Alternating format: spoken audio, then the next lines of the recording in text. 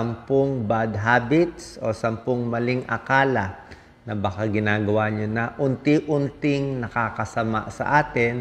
Actually, ibang bad habit dito nakamamatay. Pero in the long run. So, pinili ko itong 10 na sa tingin ko baka hindi nyo pa to alam. Pero yung danger naman niya, yung peligro niya, dahan-dahan. Pag number 1 bad habit, yung laging puyat. Especially kung night shift kayo. Okay? Hindi naman agad-agad na magiging masama. Pero yung laging puyat, laging night shift, ang dami na po pag-aaral nito. Nakakakos ng high blood, mas tumataas ang blood sugar, mas tumataba pag night shift, at meron pang pag-aaral, tumataas yung cancer risk pag night shift. Bakit? Kasi nga hirap yung katawan natin pag binaligtad mo yung panahon. Kaya sabi ko nga sa mga night shift workers, pwede to kung wala pa kayong 40 years old. Oo, pero pag lampas na kayo ng 40, sa akin, huwag na kayo pumayag ng night shift. Kasi gusto talaga ng katawan natin, tulog paggabi at kung may araw gising. Ngayon kung night shift talaga kayo, pipilitin natin maging mas healthy ang kinakain, mas matutulog sa umaga, mahirap yung laging puyat. Kailangan ng katawan natin tulog. Number 2, bad habit na hindi natin alam, na akala natin okay.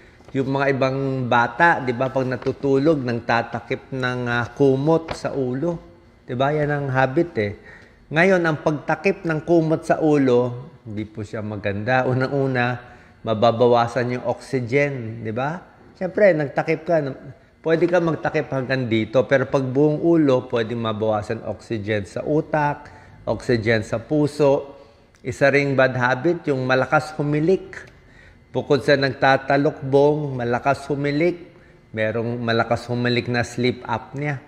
Lalo na yung pagising mo sa umaga, pagod ka pa rin, parang hindi ka nakatulog, baka kulang sa oxygen ng brain. So, bad habit yan. Kaya dapat expose lagi yung ulo natin pag natutulog. Number 3, bad habit. I think hindi nyo to alam. Sa mga nilalagnat, di ba pag nilalagnat tayo, may chills tayo, nanginginig tayo sa lamig. Yung iba ang hilig, magkukumot. Di ba? Nagkukumot kasi giniginaw daw ang sarap magkumot. Pero mali po yun. Kasi ang problema, pag tumataas yung lagnat natin, 37 degrees, nagiging 39, nagiging 40, magchi-chills ka talaga. Kaya pipigilan mo yung paggamit ng kumot. Kasi lalo ka magkukumot, lalo ka magja-jacket, lalong tataas yung lagnat. Pag umabot ng 40, 41 niya, mag-convulsion pa tayo. Ayaw natin mataas yung temperature. Pag umabot ng 39, 40, 41, yung utak natin maluluto na yan. Parang comatose, matutuliro ka na yan. So pag mataas ang lagnat, kung gusto mo, manipis lang na kumot, manipis lang na baro, dapat may hangin pa rin. Tapos, kung may fever, pupunasan ng maligamgam na tubig. Dapat nga medyo malamig. Pinupunasan dito sa katawan, tapos pinipigaan yung tuwalya para bumaba yung lagnat. Bukod sa paracetamol, punas talaga para bumaba yung lagnat. Iinom rin ng maraming tubig ang may lagnat. Kasi pag marami kang water na maligamgam, ang iinumin mo, pag ihi mo, mainit So, iniihi mo yung init sa katawan. Pag umihi ka ng marami, bababa yung temperature. Kaya wag magkukumot. Maling akala yon. Number 4, bad habit na masama sa katawan natin in the long run, yung noise pollution. Sobrang ingay pag nakatira kayo sa tabi ng yung main highway, EDSA, o talagang maraming mga truck na dumadaan, o may airplane, o may maingay talaga, very stressful po yan. Kahit tulog tayo, yung katawan natin, naririnig pa rin yung ingay Nararamdaman yan nache-check yan. Tumataas yung stress hormone, yung cortisol level, tumataas yung heart disease at heart attack. Pag noise pollution, delikado ang noise pollution. Lalo na siguro yung kabataan na hilig makinig. Isa pa, pag laging malakas yung ingay, actually mga 50 decibels for 8 hours naririnig mo, mas nabibingi din yung tao. So pag tumatanda, nabibingi. So wag natin ibingi. Okay, wag masyadong malakas magpatugtog. Yung iba nga, hindi ko alam, gustong-gusto ng Mas malakas yung sounds eh, di ba? Number 5, bad habits, laging nakaupo. Pag nakaupo kayo more than 5 hours, 6 hours a day, sabi mo, Dok, paano yan? Nakaupo ako the whole day. Every hour or every 30 minutes, kailangan tumayo, maglakad. Akyat ka na isang palapag, baba ka, jogging ka muna, tapos upo ulit. Basta may pag-aaral po to, more than 5 to 6 hours a day, tumataas yung risk of death. I think mga 2 times eh. Oh. Mas namamatay. Bakit? Laging nakaupo, hindi maganda sa varicose veins. Baka magbuo yung dugo mo sa paa, di ba? Mas manas yung paa. Laging nakaupo, masama sa likod, masama sa tiyan. Hindi maganda sa puso, mas nagkakaroon ng diabetes. Ang daming sakit. Paano? Sedentary. Ang gusto nga ng katawan, exercise. Eh. So, hindi maganda laging nakaupo. Every hour, lakad tayo. Okay? Para hindi rin sumakit yung katawan. Number 6, bad habit na unti-unting pumapatay sa atin. Actually, tunay ito eh. Ito may pag-aaral to, mga processed meat. Nagsabi ng World Health Organization, ang processed meat, mga hotdog, ham, salami, bologna, at lahat-lahat, kasama mga tocino, chorizo, kung marami nito, tumataas yung cancer risk. Okay? Pag kumain ba tayo ng hotdog, magkaka-cancer na agad? Hindi agad-agad, matagal. Siguro several years. At kung yun nang yun palagi ang kinakain. Kaya yung mga bata, anong problema sa processed meats? May halong preservative, may halong nitrites, di ba?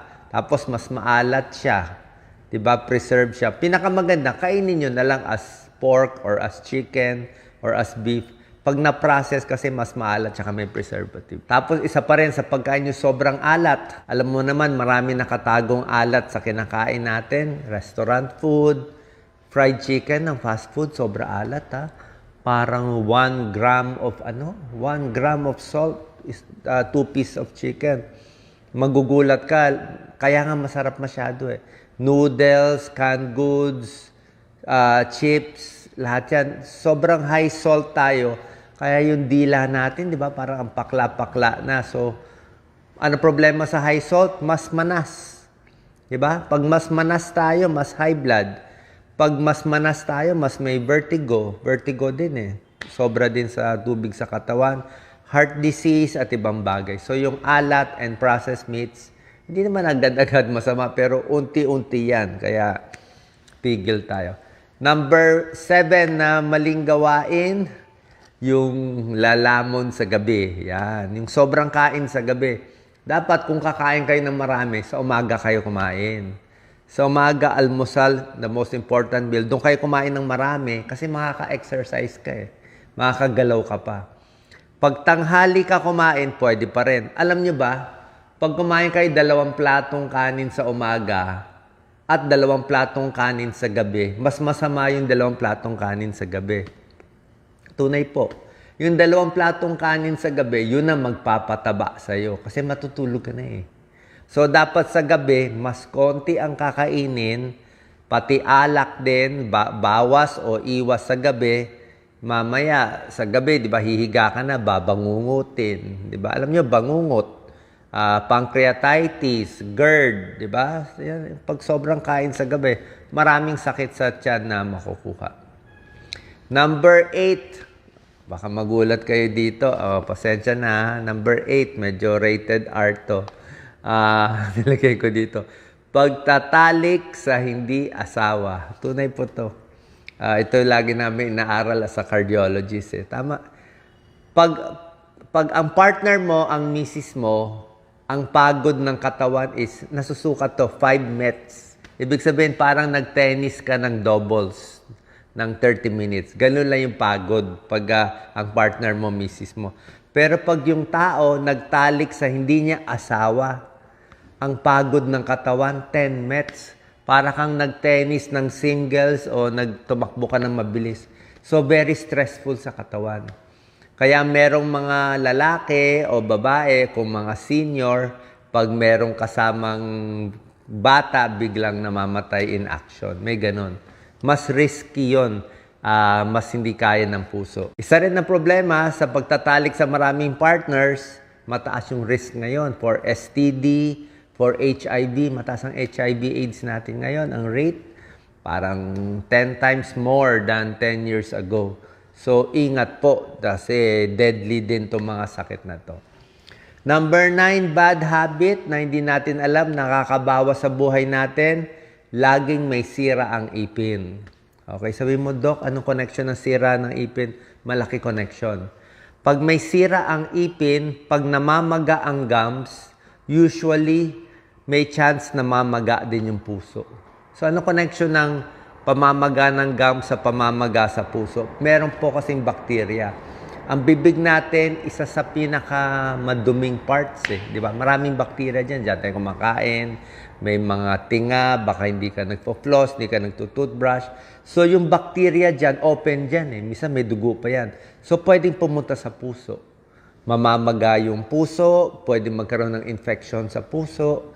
So meron nga pag-aaral yung laging sira ang ipin, nababawasan ng 3 taon sa buhay niya, lifespan. Kasi nga, kumakalat yung infection. So, dapat laging malinis ang ipin, magpo-floss, magta-tongue cleaner, magto-toothbrush, magpapakonsulta sa dentist every 6 months. Number 10 na masama, na hindi natin pinapansin, yung laging nagtatrabaho sa labas na mainit, pasensya na, sinasabi ko tunay, laging babad sa init at air pollution. Pareho to. Yung laging nagtatrabaho sa init, prone sila sa heat stroke Di ba? Kaya swerte nga kung meron kayong trabaho sa mall o sa aircon, maswerte yun. Diba? Kasi yung sobrang init, lalo na po nagkakaedad na tayo, minsan hirap na yung katawan. O hirap na ma-process, ma-heat stroke. Hindi lang sa babad sa init, yung mga exposed sa kotse, sa mga tambucho ng jeep, ng bus, may pag-aaral na po yan. Yung mga traffic enforcer, yung mga nagwawali sa kalye, sa streets, nakita nila mataas yung chance magkaroon ng emphysema, ng COPD. Meron po pag-aaral yan. So, wala naman tayong magagawa. Siyempre, may mga traffic enforcer, may nagtatrabaho sa labas. Pero sa akin, siguro a certain time lang, baka 10 years lang, habang bata pa, malakas pa yung baga mo. Pero pag tumatanda na tayo, doon na lang tayo sa ibang work. Kasi masisira yung baga, exposed talaga yan Unless gusto mo mag-mask, baka mabawasan ka. Okay? Meron pang mga ibang bad habits, pero hindi ko nalista dito, yung mahilig masyado sa... Kung meron kayong neck problem, yung mahilig mag-necktie, minsan lagi naiipit, ingat din po.